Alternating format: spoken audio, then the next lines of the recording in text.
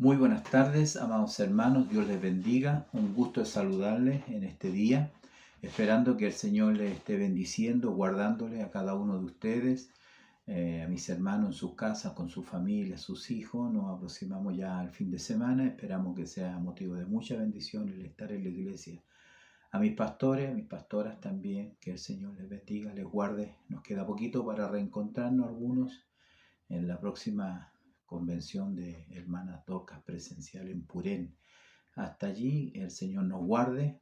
Por ahora nos toca este estudio y esperamos que sea motivo de mucha bendición. Quiero orar al Señor y pedirle su dirección, su gracia, para poder hablar de estas cositas. Un nuevo tema que Dios nos permite en este día poder estudiar acerca del siervo de Jehová. Que el Señor los bendiga. Oramos delante de su presencia. Dios bendito, Padre misericordioso, gracias te damos, Señor, una vez más. Encomendamos nuestra vida, este estudio, Señor, en tus manos, para que usted lo bendiga. Usted sea, Señor, edificándonos a través de su palabra, que podamos aprender y podamos prepararnos, Señor, para este fin de semana con su ayuda. Si es su voluntad, estaremos delante de las clases, delante de la escuela dominical, y esperamos que su gracia eterna, Señor, sea con cada uno de nosotros. Bendiga a mis pastores, a mis pastoras, a mis hermanos, a los profesores, los que tienen esta responsabilidad, Señor, de enseñar a su pueblo, de adoctrinar a su pueblo, de guiar a tu pueblo. Usted sea con ellos. Padre, te pedimos ahora tu bendición y tu dirección en el nombre de Jesús. Amén y amén. Bien, gracias al Señor, ya podemos estar pronto para dar lectura a este estudio, el siervo de Jehová, y la lectura bíblica está en Isaías capítulo 42 del 1 al 9, que voy a leer inmediatamente, en el nombre de nuestro Señor Jesucristo. Dice: He aquí mi siervo, yo le sostendré, mi escogido, en quien mi alma tiene contentamiento. He puesto sobre él mi espíritu, él traerá justicia a las naciones. No gritará, ni alzará su voz, ni la hará oír en las calles. No quebrará la caña cascada, ni apagará el pábilo que humeare. Por medio de la verdad traerá justicia. No se cansará, ni desmayará, hasta que establezca en la tierra justicia, y las costas esperarán su ley. Así dice Jehová Dios, creador de los cielos, y el que los despliega, el que extiende la tierra y sus productos, el que da aliento al pueblo que mora sobre ella y espíritu a los que por ella andan. Yo, Jehová, te he llamado en justicia y te sostendré por la mano, te guardaré y te pondré por pacto al pueblo, por luz de las naciones, para que abras los ojos de los ciegos, para que saques de la cárcel a los presos y de casa de prisión a los que moran en tiniebla. Yo, Jehová, este es mi nombre, y a otro no daré mi gloria, ni mi alabanza a escultura. He aquí, se cumplieron las cosas primeras, y yo anuncio cosas nuevas. Antes que salga a luz, yo os las haré notoria. Amén. Bueno, hasta el versículo 9 tenemos la lectura bíblica de un tema sumamente importante que nos habla acerca del siervo de Jehová. Ya la lectura la hemos tenido. El texto de memoria para esta lección está en Isaías 43, versículo 2, que dice: Cuando pases por las aguas, yo estaré contigo, y si por los ríos, no te anegarán. Cuando pases por el fuego, no te quemarás, ni la llama arderá en ti. Amén. Isaías 43, versículo 2 es el texto para memorizar y que está relacionado con esta lección que el Señor nos da en este día.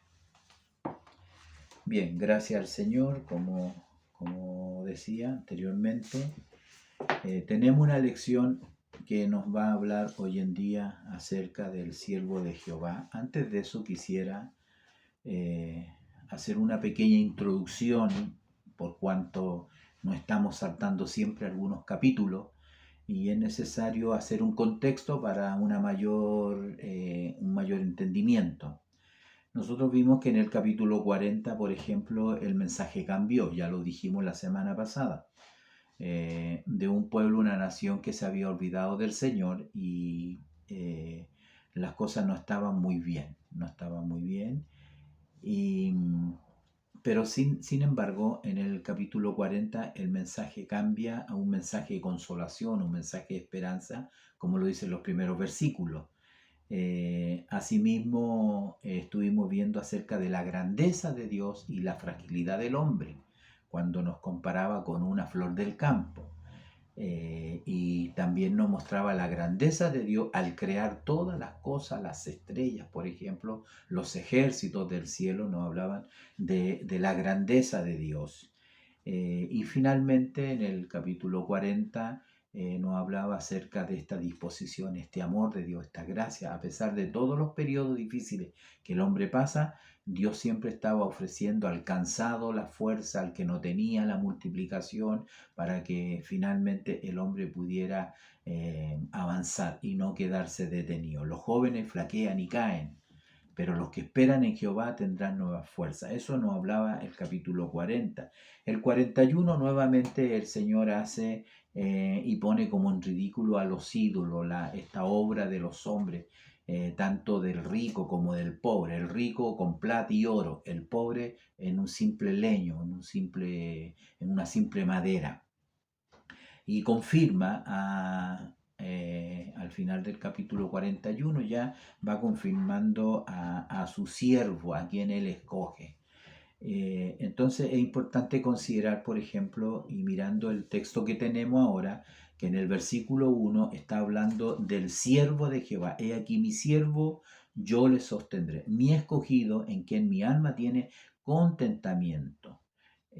Antes de analizar, porque sin duda alguna usted ya sabe, con el tiempo que lleva la iglesia, que el siervo de Jehová es el Mesías, es el Señor Jesús, es nuestro Salvador personal, nuestro amado Señor Jesús. Eso no hay duda alguna. Uno mira el texto en el primer versículo y todas las características que aparecen allí se cumplen sola y exclusivamente en el Señor Jesús. De hecho, en alguna parte del Nuevo Testamento aparece lo mismo, ¿no? Cuando Jesús fue al Jordán, entonces se oyó una voz del cielo que decía: este es mi Hijo amado, en él tengo contentamiento. Aquí dice: en quien mi alma tiene contentamiento. He puesto sobre él mi espíritu y él traerá justicia a las naciones. Él mismo, al iniciar su ministerio y volviendo a su tierra natal, entró a la sinagoga, tomó un pergamino, encontró el libro de Isaías y allí mismo el Señor Jesús leyó: el Espíritu de Jehová está sobre mí, por cuanto me ha ungido el Señor. Como dice aquí, Él es mi ungido, mi escogido, para dar libertad a los cautivos, abrir las cárceles, a los que están en las cárceles, en fin, para darle vista a los ciegos. Entonces, la característica es, sin duda alguna, es el Señor Jesús y no otro. Sin embargo, tenemos que considerar que en el libro de Isaías, en este mismo texto, a lo menos se nombran 3 siervos de Jehová. Algunos dicen 4, considerando a Ciro, pero ya eso lo vamos a ver, no sé si lo alcancemos a ver ahora, ¿no? Pero sí, lo que sí estamos totalmente claro, que por lo menos en el capítulo 37 y en el versículo 35 dice: porque yo ampararé a esta ciudad para salvarla. Es cuando Dios a través de Isaías le está hablando al rey Ezequías y le dice: no tengas miedo, no tengas temor de los ejércitos asirios. Entonces le dice: porque yo ampararé a esta ciudad para salvarla por amor de mí mismo y por amor de David, mi siervo. Entonces ahí encontramos al primer siervo de Jehová, David, el rey David. Luego también sabemos que en el 41, en el versículo 41, versículo 8, también encontramos estas palabras y dice: pero tú, Israel, siervo mío eres tú, Jacob, a quien yo escogí, descendencia de Abraham mi amigo, porque te tomé de los confines de la tierra y de las tierras lejanas te llamé y te dije: mi siervo eres tú, te escogí y no te deseché.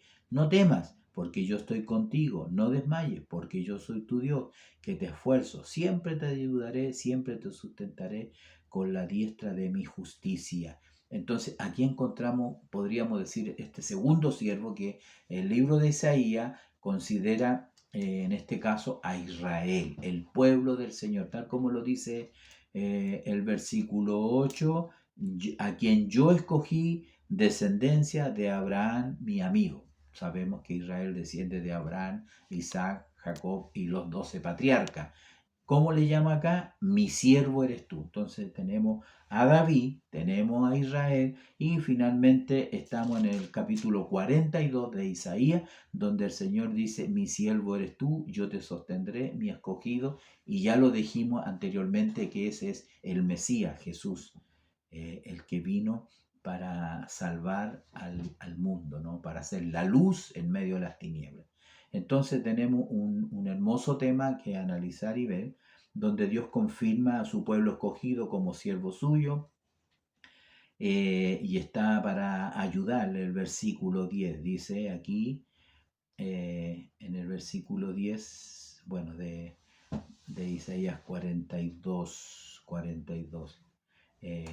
bueno, en el versículo anterior, vemos que Él está siempre para ayudarle, para sustentarle, para socorrerle, en todo tiempo, en todo tiempo. Entonces, finalmente, estos capítulos están desde el 40 llenos de profecías para el futuro, no solamente para la cautividad de Babilonia, de Judá estamos hablando, sino se traslada mucho más allá. La profecía tiene ese elemento y así se debe de estudiar. Tiene ciertas condiciones la profecía, porque como lo dije anteriormente, no recuerdo bien, pero la profecía muchas veces no es como la subdivisión que tenemos nosotros en la Biblia. Alguien se dedicó a hacerle subdivisión, a ponerle título, pero realmente nosotros nos damos cuenta que los pergaminos, los escritos no tenían capítulos, no tenían versículos, no tenían separaciones, no tenían títulos, los cuales aprovecho de decir que no son inspirados. Los títulos una persona los puso. ¿Ah? Eh, un teólogo, un grupo de personas pusieron los títulos. Nos ayudan mucho, pero no son inspirados. Entonces, de pronto la profecía usted no sabe dónde cortarla. Y la profecía es como mirar con un catalejo donde usted mira las estrellas y todas las estrellas se ven a la misma distancia. Usted no puede diferenciar una estrella más cerca con una estrella más lejos. Y eso pasa con la profecía. Por lo tanto, los eventos, los acontecimientos se ven uno casi al lado de otro o uno a continuación de otro. Pero en la práctica, en la realidad, en el cumplimiento de los eventos, están distanciados a veces por cientos o miles de años. Y eso tiende a confundir a los teólogos. Entonces eso es una aclaración que quiero hacer. Jesús mismo se levantó a leer una profecía de Isaías y como digo, él cortó la profecía en algún momento porque él dijo a predicar el año de la buena voluntad del Señor. Y ahí cortó la profecía. ¿Por qué? Porque lo que continuaba decía, y lo que continuaba es juicio. ¿Ah? Era juicio de Dios. Sin embargo, entendemos que el Señor vino en esta primera parte y no se cumplieron muchas de las cosas que se decía de Él. ¿Por qué? Porque Jesús tuvo un tiempo de venida de rechazo.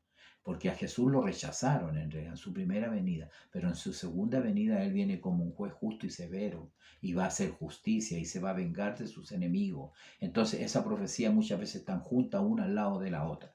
Bueno, siguiendo un poco con el tema, nosotros encontramos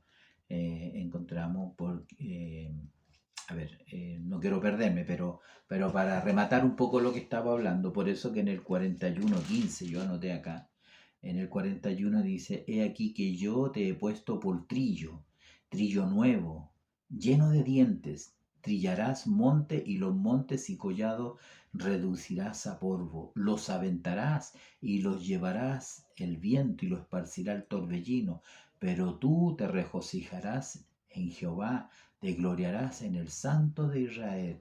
¿Se da cuenta? En este caso, eso es juicio, y eso va a suceder al final del tiempo. Bien, entonces encontramos aquí en Isaías 42 esta hermosa profecía acerca del siervo de Jehová, que ya dijimos que el Señor Jesús, ¿no es cierto?, es el que aparece acá ya siendo profetizado. Sin duda alguna, el verso 1 está hablando de Jesús. Eso lo tenemos que tener claro, que habla del Mesías, eh, eh, y da mucha información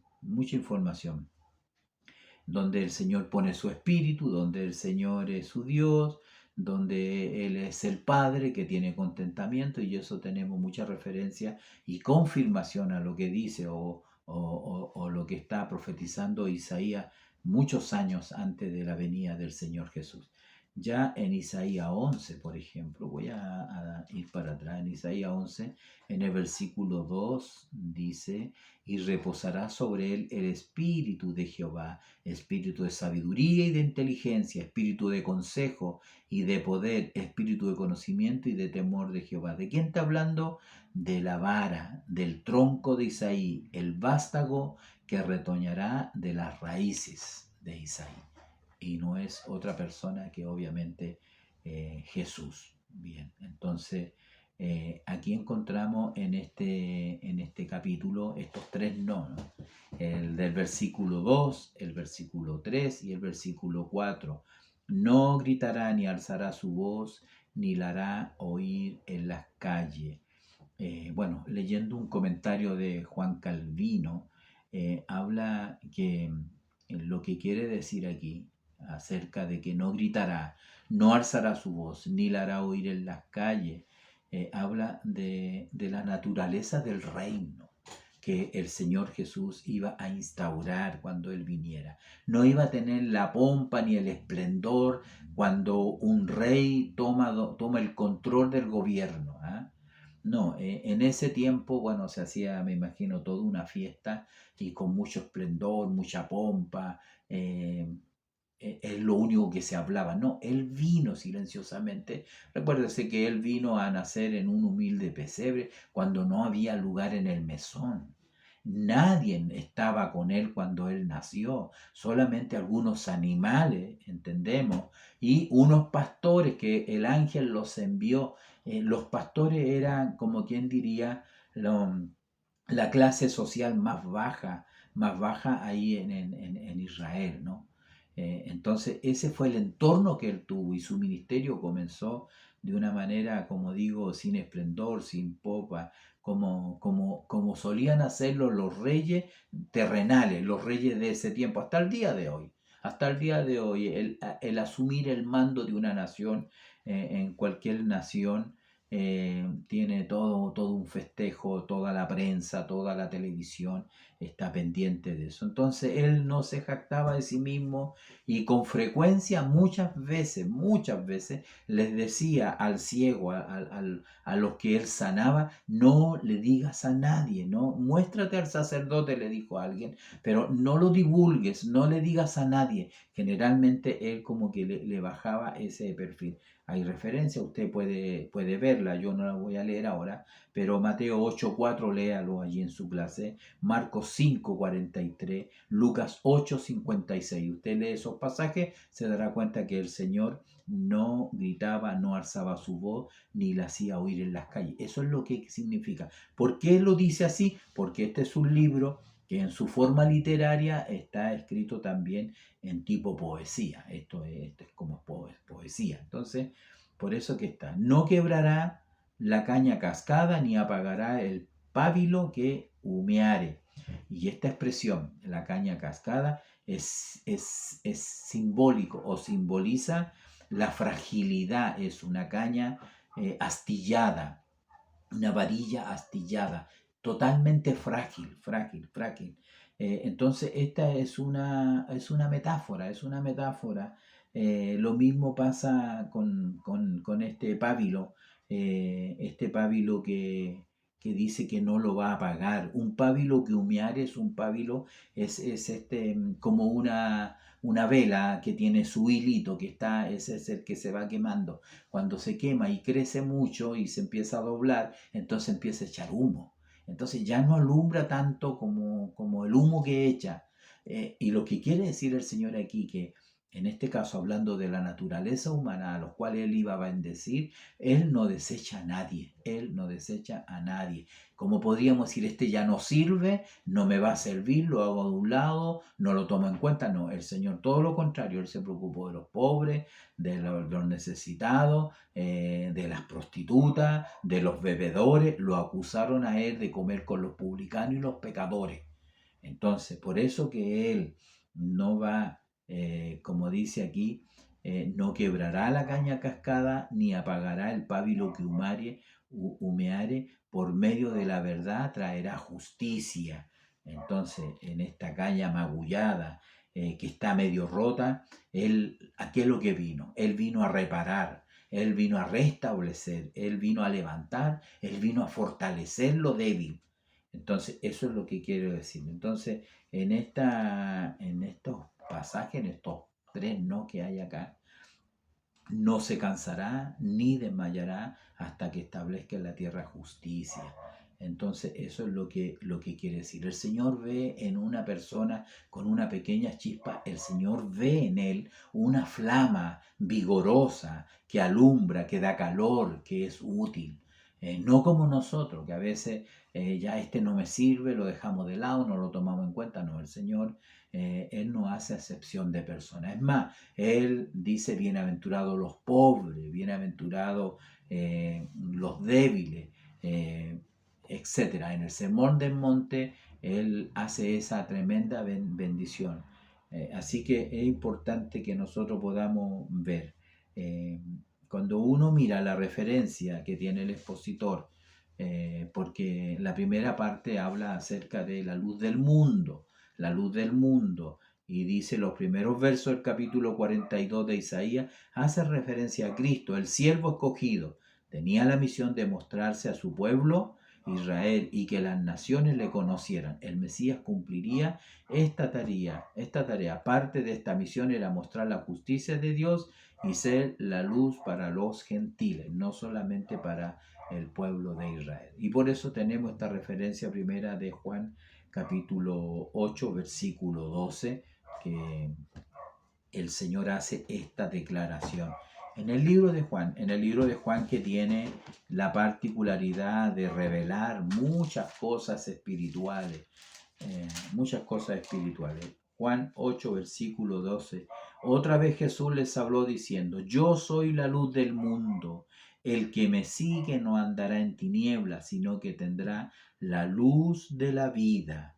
Entonces, qué importante es esa referencia. Usted y yo la conocemos perfectamente. Hemos hablado cuántas veces acerca de la luz del Señor Jesús.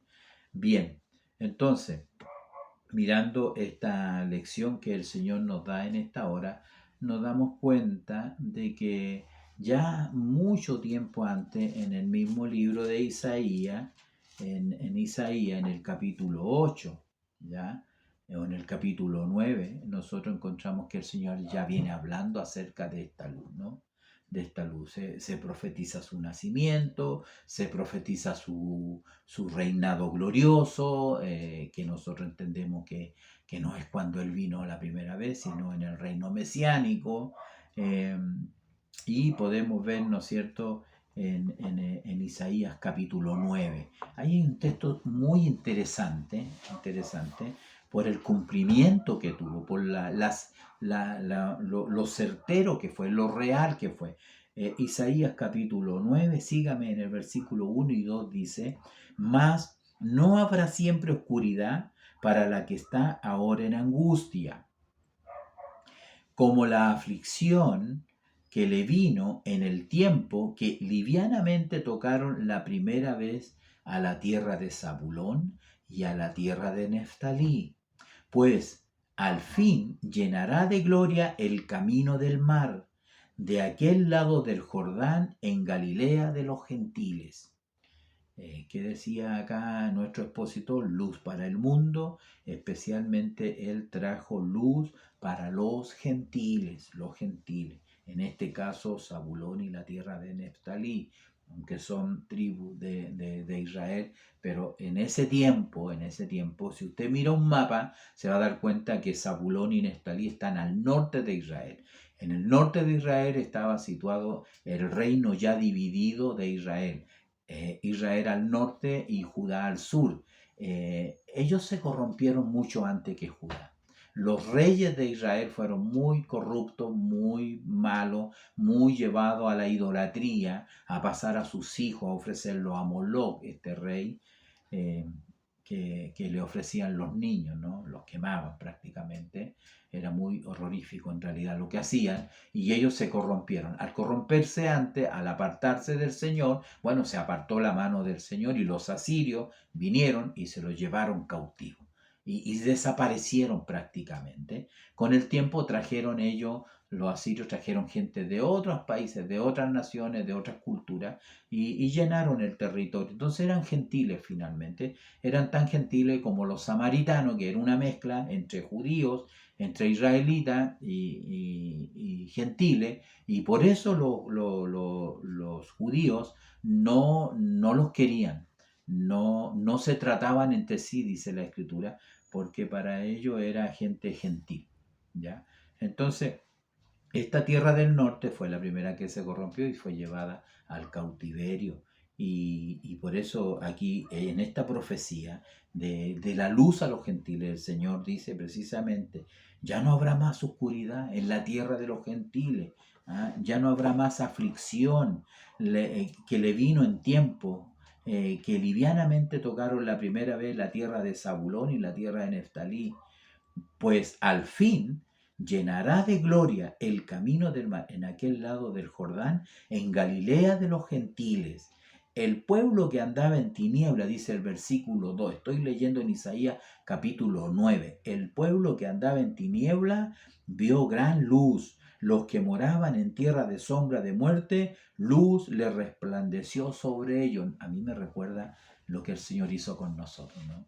Yo estoy cierto, estoy seguro que lo que el Señor hizo conmigo y con usted también nos sacó la venda de los ojos. ¿Cómo? Cuán ignorante éramos del amor de Dios, de las cosas de Dios, y de pronto en un abrir y cerrar de ojos entendimos todo. Clarito, clarito, clarito nos dimos cuenta de dónde veníamos, hacia dónde íbamos, cuál era nuestra responsabilidad, cuán grande era el amor de Dios.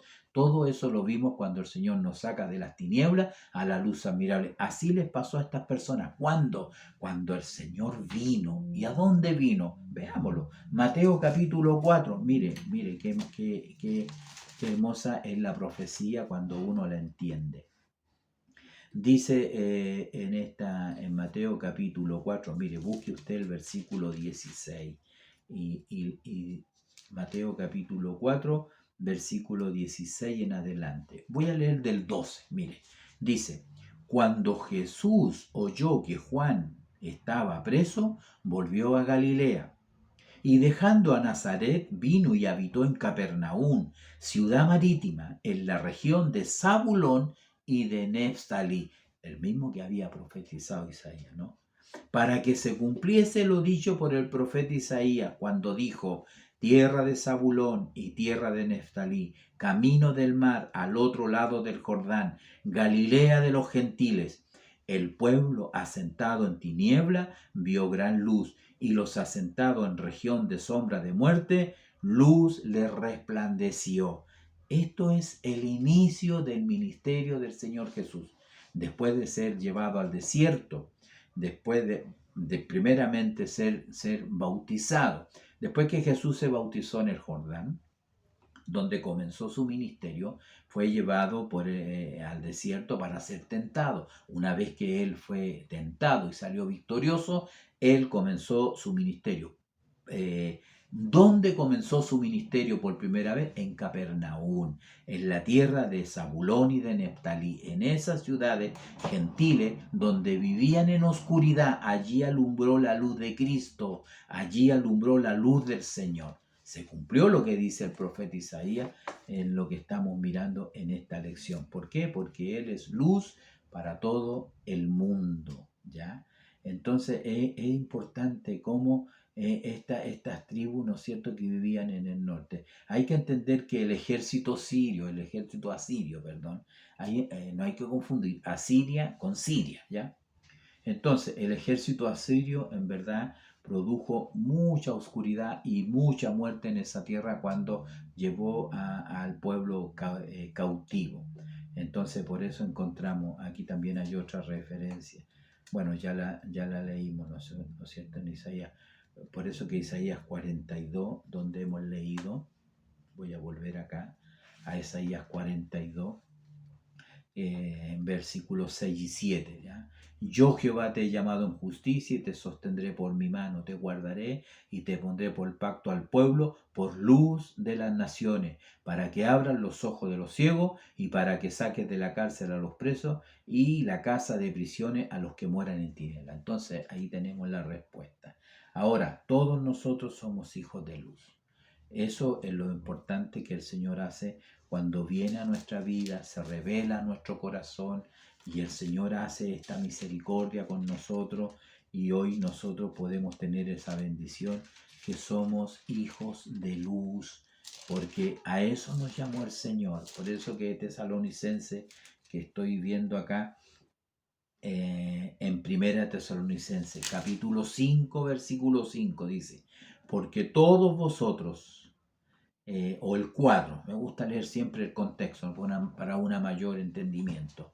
Dice, mas vosotros hermanos, no estáis en tiniebla, para que aquel día os sorprenda como ladrón, porque todos vosotros sois hijos de luz e hijos del día, no somos de la noche ni de las tinieblas. Por tanto, no durmamos como los demás, sino que velemos y seamos sobrios. Mire qué importante.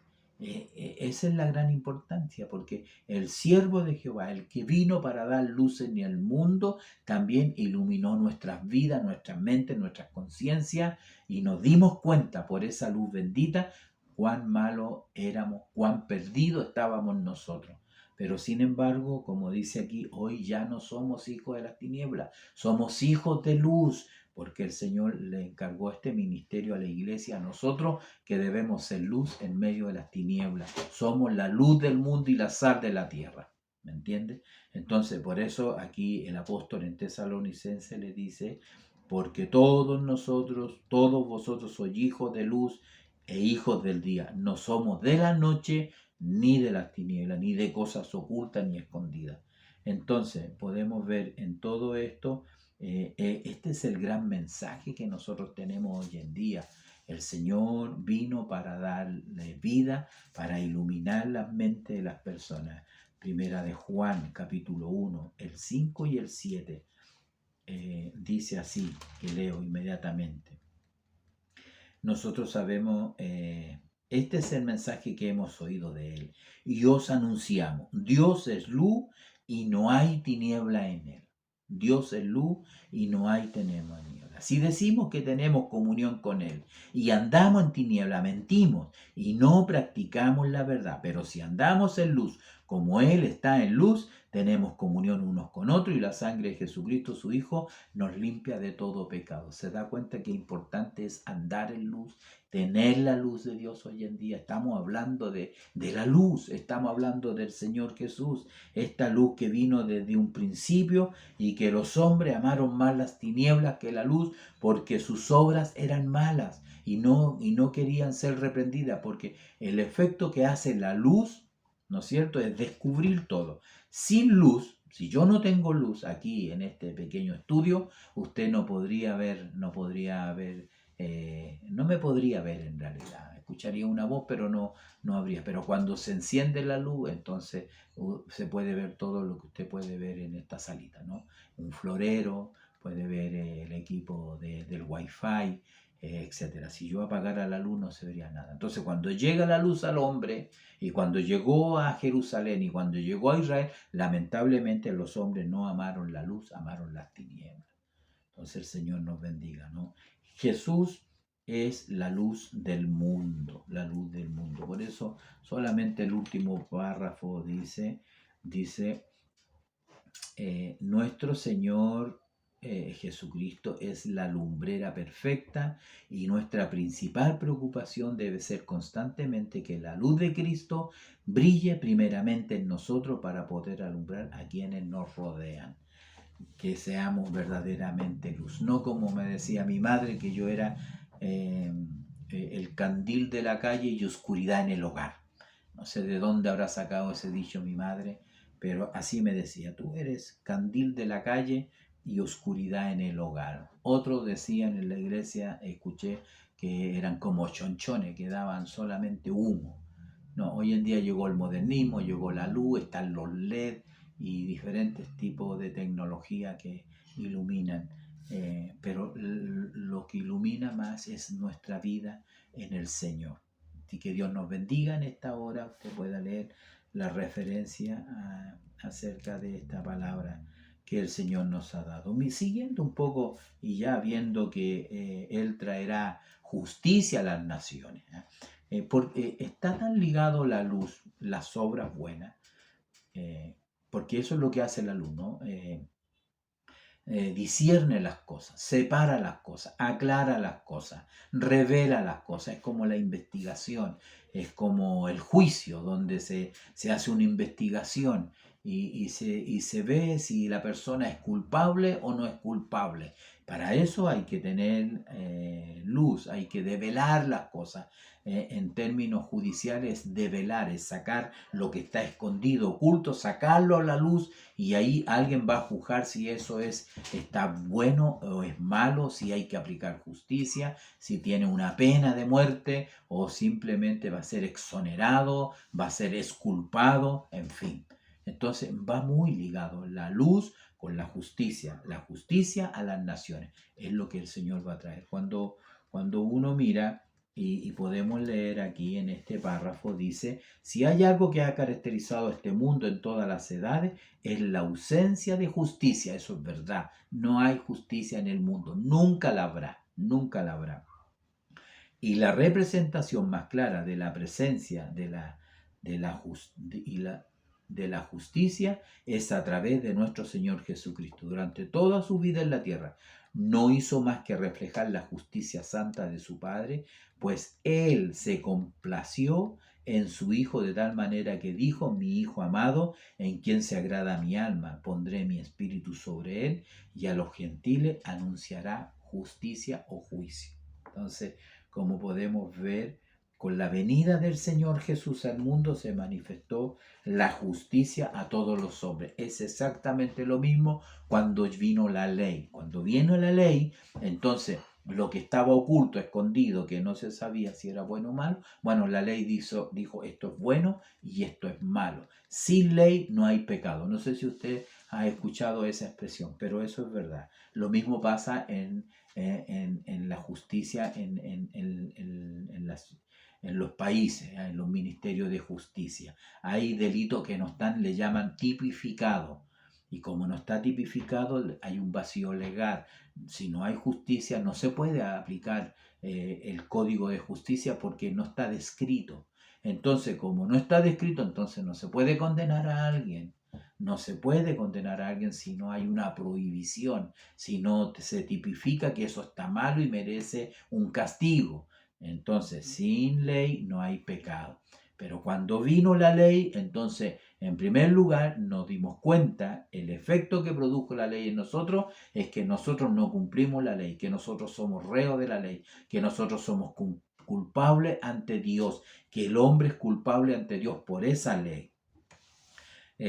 Lo otro que hace que nos hace entender que nadie puede cumplir la ley, que no podemos alcanzar la perfección a través de la ley, y eso nos lleva a, como decía Pedro, Señor, sálvame que perezco, porque cuando el hombre no puede cumplir la ley de Dios, la demanda de Dios, entonces uno tiene que clamar al único que quiso pagar por ti y por mí tus pecados, mis pecados. La justicia de Dios no significa que Él no castigue al malo. La justicia de Dios no significa que Él perdone, porque ciertamente el perdón vino sobre nosotros, pero el juicio del pecado nuestro recayó sobre otra persona. Como dice el hermoso himno, hubo uno que quiso por mí padecer. Ese tomó mi pecado, lo cargó sobre sí y fue llevado a la cruz, y el castigo que usted y yo merecíamos, entonces Jesús lo pagó en la cruz. Pero Dios es justo. Cuando el Padre hace justicia en el hogar, y el hijo comete una falta y necesita una reprimienda, necesita un castigo, que no estoy hablando que lo va a golpear severamente con odio, no, no, el Señor Jesús no hace eso. Y cada vez que impuso algo fue para nuestra corrección, porque nos ama, porque no quiere que nosotros muramos. Entonces, si el padre no castiga, no hace, le está haciendo un daño a ese hijo, porque se va a criar sabiendo que puede hacer lo malo y no le va a pasar nada. No, Dios es justo. Entonces, nosotros podemos ver con la venida que el Señor Jesús se reveló como la ley. Juan 1:4 dice, en él estaba la vida y la vida era la luz de los hombres y la luz resplandecía en las tinieblas. Pero los hombres amaron más las tinieblas que la luz, porque sus obras eran malas. Ahí podemos ver, ¿no es cierto?, lo malo y pecaminoso que es el hombre. En ese sentido, ¿qué es lo que le espera a una persona que ame más las tinieblas que la luz? El juicio de Dios, la justicia de Dios va a caer sobre eh, en esta tercera párrafo dice, la enseñanza de nuestro Señor decía que todas estas ordenanzas permanecen vacías si carecen de la verdadera conversión del corazón y la mente. Los verdaderos mandamientos de Dios existen no solo para la observancia externa, sino especialmente para fomentar una disposición a las virtudes que conducen a la justicia. ¿Por qué? Porque cuando Él vino encontró a los líderes religiosos, a los que suplantaban la justicia de Dios. Ellos sostenían y enseñaban al pueblo de la estricta observancia de la ley mosaica, los hacía justo ante Dios. Ellos observaban la ley, pero no la cumplían. Nunca entendieron el espíritu de la ley, el propósito de la ley, sino que ellos se regían por estrictas normas que ni siquiera estaban en la ley. Y ellos le fueron agregando cada vez más, inclusive le agregaban la tradición de los ancianos. Entonces nos damos cuenta que ellos necesitaban que el Señor trajera su justicia, su verdadera justicia.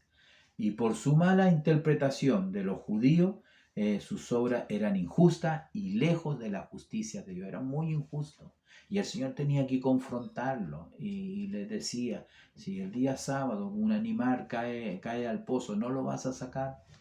Entonces ellos eran una muy mala interpretación en lo que la ley de Dios les enseñaba.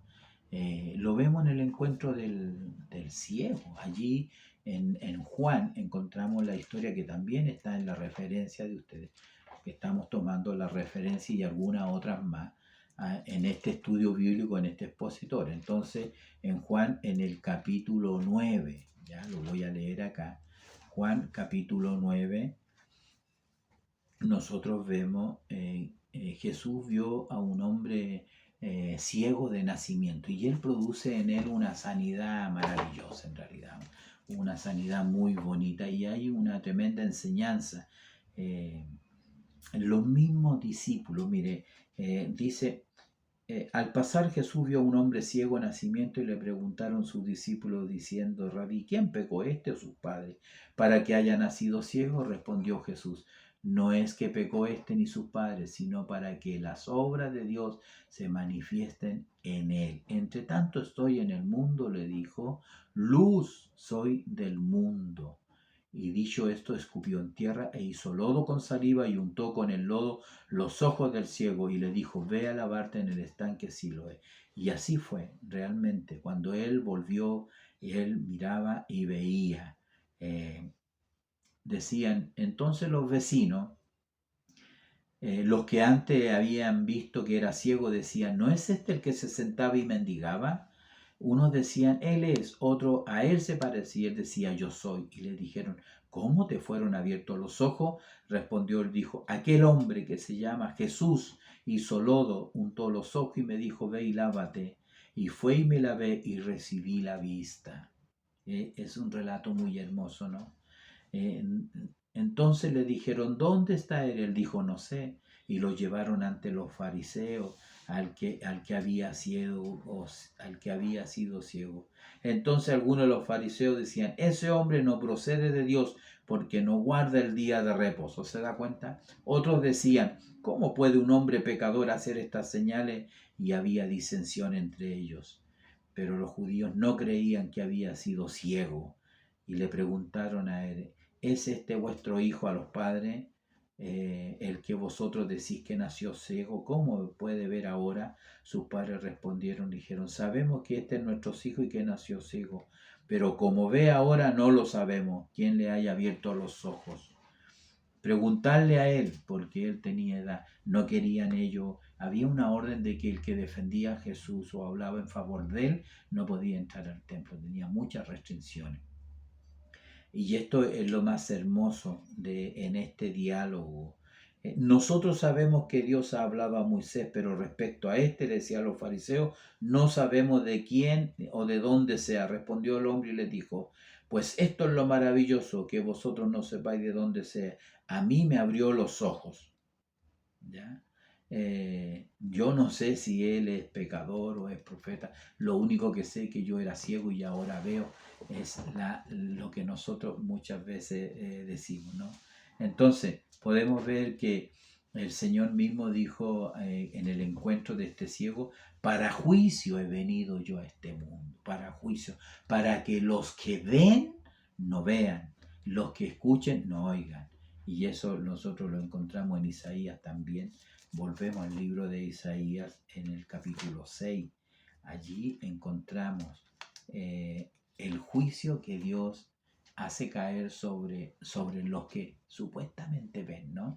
Los que ven. En el versículo 9 dice, después que Isaías tiene una visión con el Señor y ve al rey Jehová, él iba buscando al rey terrenal, Usía, porque así dice el versículo 1, el año que murió el rey Usía, vi yo al Señor sentado sobre un trono alto y sublime. Entonces, el Rey de Reyes y Señor de Señores se le revela a él, y usted conoce el pasaje de los ángeles, santo, santo, santo, y él cae como muerto y dice, Señor, soy muerto, soy hombre de labio inmundo. Allí el Señor lo santifica, es como el inicio del ministerio, ¿eh? De su ministerio profético. Y pronto el Señor le dice, después de este, oí una voz que decía, ¿a quién enviaré? ¿Quién irá por nosotros? Entonces respondí yo, heme aquí, envíame a mí. ¿Y a dónde lo envía el Señor? Le dijo, anda y di a este pueblo, oíd bien y no entendáis, ved, por cierto, mas no comprendáis, engruesa el corazón de este pueblo y agrava sus oídos y ciega sus ojos, mire, ciega sus ojos, para que no vean con sus ojos, ni oigan con sus oídos, ni su corazón entienda, ni se convierta y haya en él para sanidad. ¿Hasta cuándo, Señor? Le pregunté. Hasta que las naciones estén, hasta que las ciudades estén asoladas y sin morador, y no haya hombre en las casas, y la tierra esté hecha un desierto. Entonces, esta profecía del capítulo 6 se cumplió. Finalmente se cumplió. ¿Cuándo se cumplió? En la cautividad. Cuando vinieron los ejércitos de Babilonia. Lo que no pudieron hacer los asirios, lo vimos en las lecciones pasadas, lo hizo Nabucodonosor con su ejército. Arrasó después de más de un año de encierro, después de un año de haber rodeado la ciudad. Nadie entraba, nadie salía. El hambre se agudizó, la sed se agudizó en la ciudad. Los jóvenes caían como muertos, las mujeres cocinaban a sus hijos, se los comían. Finalmente la ciudad fue arrasada, el muro fue destruido y el templo fue saqueado y no quedó morador. Ahora, ¿por qué sucede eso? ¿Por qué? Porque como dice aquí, engruesa el corazón de este pueblo. De allí Israel cayó en una oscuridad. Tanto así que no reconocieron al Mesías cuando vino. No atendieron a la alerta que el Señor les envió. Entonces, es por eso que a través de esa oscuridad, de esa negación, de ese rechazo del Mesías, de ese rechazo de la luz, esa luz resplandeció ahora a los otros, los gentiles. La pregunta es, ¿qué vamos a hacer nosotros con ese conocimiento? ¿Qué va a hacer usted con esa luz, con ese entendimiento? Si usted sabe quién es Dios, sabe quién es Jesús, sabe quién es Salvador, sabe lo bueno y sabe lo malo, sabe lo que está en tinieblas, lo que está oculto y lo que es verdadero, ¿qué va a hacer usted? ¿Qué es lo que hicieron ellos? Ellos pasaron por alto la ley, ignoraron el mandamiento. Y como lo ignoraron, entonces cayó ceguera en ellos. Y eso fue lo terrible que les pasó. Por eso este juicio del capítulo 6, usted puede seguir leyéndolo, aunque Dios no lo destruyó del todo, porque el último versículo, el 13, dice, y se quedaron, dicen, hasta que Jehová haya echado lejos a los hombres y multiplicado los lugares abandonados en medio de la tierra. Y si quedare aún en ella la 10ª parte, ésta volverá a ser destruida. Pero como el roble y la encina, que al ser cortados aún queda el tronco, así será el tronco, la simiente santa, es decir, el remanente fiel, es decir, Daniel, los jóvenes hebreos y gente santa, que ellos no se doblegaron ante los ídolos de Babilonia. Y por eso el Señor tuvo misericordia con ellos. Y por eso el Señor los trajo de regreso con Nehemías, con Edra, para reconstruir el templo. Es hermosa la historia, la palabra, la profecía, cómo se va cumpliendo. Nos deja a nosotros una tremenda lección. Entonces, ¿cuánta responsabilidad tenemos nosotros hoy que decimos que vemos? Usted dice que entiende, usted dice que ve. ¿Cuánta responsabilidad tenemos cuando analizamos y miramos esta lección que el Señor nos da? Porque tenemos que sacar una lección práctica para nosotros. No es solamente historia, sino que tenemos que tener. Hoy unos son más responsables que otros. Hoy yo mismo, usted mismo, que es profesor de la escuela dominical, que es pastor, que es maestro bíblico, tiene una mayor responsabilidad delante del Señor. El libro de Efesios, en el 5, versículo 8, dice: en otro tiempo erais tiniebla, mas ahora soy luz en el Señor. Andad como hijos de luz, porque el fruto del Espíritu, y empieza a hablar acerca del Espíritu. No seáis pues participante en ello, pero si sois hijos de luz, andad como hijos de luz, ¿ya? Entonces tenemos una tremenda responsabilidad hoy en día, que debemos de andar en la luz. En la referencia de Juan ya leímos, ¿no es cierto?, que nos hablaba el Señor en el capítulo 9, en el 39, 41. Dice, y le dijo Jesús, pues has visto, y el que habla, y él le dijo, Señor, creo, y le adoró. Dijo Jesús, para juicio he venido yo a este mundo. ¿De qué se trata la segunda parte? Justicia a las naciones. Para juicio he venido yo a este mundo, para que los que no ven vean, y los que ven sean cegados.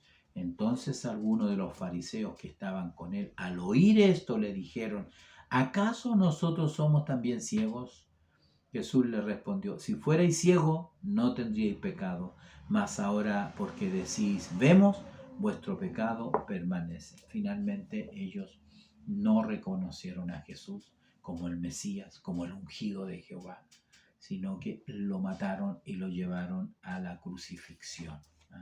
Entonces, esta es la justicia de Dios. Al judío es fuertemente confrontado. El Señor lo confronta a ellos. Tú siendo judío, ¿no es cierto?, tú que predicas de la ley, tú rompes la ley, tú quebrantas la ley, tú te jactas que eres judío y que tienes la ley, y tú quebrantas el mandamiento. Eso usted lo puede ver en el libro de Romanos. En el capítulo 2 de Romanos, usted puede ver que el apóstol Pablo, hablando a estas personas, los confronta duramente. Aquí dice, en Romanos capítulo 2, al principio de la escritura. Sí, aquí está, nos dice: tú tienes sobrenombre de judío y te apoyas en la ley y te glorías en Dios, conoces su voluntad, eres instruido por la ley, apruebas lo mejor, confía en que eres guía de los ciegos y luz de los que están en tinieblas. ¿A cuántos de nosotros quizás nos puede pasar eso? ¿A cuántos de ustedes? El apóstol terminó diciendo, no siendo yo heraldo para muchos, venga a ser reprobado. ¿Por qué? Porque le aplicamos la ley a otro y nosotros mismos somos reprobados por el Señor. Entonces, eso es lo importante, es importante. Tú que te jactas de la ley, con infracción de la ley deshonras a Dios. ¿Ah?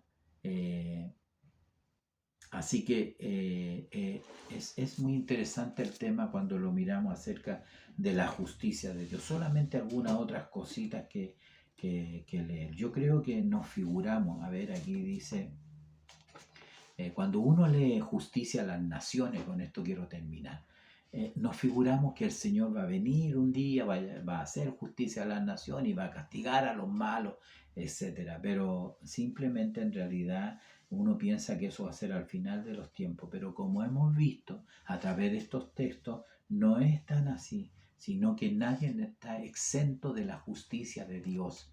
Todos los hombres deben ser justos. Nadie tiene esto comprado. A Dios no le podemos engañar. El Salmo 45:6 dice que el cetro de la justicia es el cetro de su reino. Jesús es el juez de toda la tierra. Jesús es el juez de toda la tierra y el que hace justicia a las naciones. Y un día Él va a volver. Dice que va a venir y juntará a las naciones como el pastor junta a las ovejas de los cabritos. Y allí empieza a hacer juicio. El libro de Job 8:3 dice, ¿acaso torcerá Dios el derecho o pervertirá el Todopoderoso la justicia? ¿Cree usted que usted va a poder engañar a Dios? ¿De que usted va a poder comprar a Dios con cohecho? ¿Va a poder adulterar el juicio de Dios? De ninguna manera. No importa quién usted sea, no importa si es ministro, si es pastor, si es profeta, si es predicador, si es obispo, si es presbítero, no importa. Lo malo va a ser castigado, lo perverso va a tener su justa paga. Así dice la Escritura, así nos enseña la palabra de Dios. Y en eso fracasaron los fariseos, fracasaron los sacerdotes, fracasaron los doctores de la ley, fracasaron en eso. Así que el Señor nos bendiga. La justicia de Dios se manifiesta por sus juicios que han sido desde el principio. Dios ha hecho juicio. Entre ellos tengo una lista aquí, la voy a leer rápidamente para darnos cuenta que no cuando leemos el título de la segunda parte nos debemos figurar que va a ser un juicio al final de los tiempos. No, comenzó en el huerto del Edén cuando el hombre cayó y afectó a toda la creación, ¿no es así? Por su pecado, por el juicio. Lo antediluviano, bueno, Dios enjuició a esa generación y pereció toda carne, con excepción de obviamente los que estaban en el arca, ¿no? En la torre de Babel pasó exactamente lo mismo y las naciones fueron dispersadas por todo el mundo. ¿Qué podemos decir de los juicios que cayeron sobre Egipto cuando el Señor sacó a su pueblo y él castigó a la tierra de Egipto con severos juicios sobre la tierra? Ahora, en este tiempo, bueno, tenemos que hablar del juicio, el autoexamen que todo creyente debe hacer, amados hermanos, todos nosotros, porque si nos examinásemos a nosotros mismos, dice, no seríamos juzgados. Nosotros no debemos andar preocupados del hermano o de la hermana, tenemos que preocuparnos de nosotros mismos. También encontramos que la disciplina en este caminar es juicio de Dios. La disciplina, el azote, Dios lo usa para disciplinarnos a nosotros y eso es parte del juicio de Dios, de la justicia de Dios. También tenemos que mencionar el juicio de los pecados del creyente en la cruz del Calvario. Ya lo dije anteriormente, su pecado que el Señor perdonó, que nunca más se acordó, ese pecado fue clavado en la cruz del Calvario, en la persona de su Hijo amado. También tenemos que decir que en el futuro van a haber varios juicios, entre ellos el juicio sobre la tierra en la gran tribulación. Cuando se desaten los sellos, se desaten los sellos, se derramen las copas, se toquen las trompetas, Entonces habrá juicios apocalípticos que devastarán esta tierra y a los moradores de la tierra. Gracias al Señor, la iglesia no va a estar en ese tiempo. Así lo creemos de acuerdo a las Sagradas Escrituras. El tribunal de Cristo también va a ser un juicio, aunque va a ser no de condenación, sino que de recompensa y de pérdida de recompensa de lo que pudimos haber hecho y no lo hicimos. También el juicio a las naciones que habla Mateo 25 del 31 al 32, léalo. Será ante el trono de gloria, estarán delante de él todas las naciones y él hará juicio con las ovejas y los cabritos que se van a reunir en ese lugar. El juicio de los ángeles y el juicio del gran trono blanco. Como puede ver, muchos juicios todavía vienen donde se va a manifestar la justicia de Dios. Amados hermanos, amados pastores, se nos ha completado el tiempo y esperamos que este estudio, esta miradita del siervo de Jehová, la luz para el mundo y la justicia de las naciones haya sido provechoso y que el Señor me lo bendiga grandemente. Para la próxima semana estaremos hablando acerca de la idolatría y la insensatez de los hombres que no creen en el verdadero Dios. Que el Señor les bendiga. Para Él la honra, la gloria y la alabanza.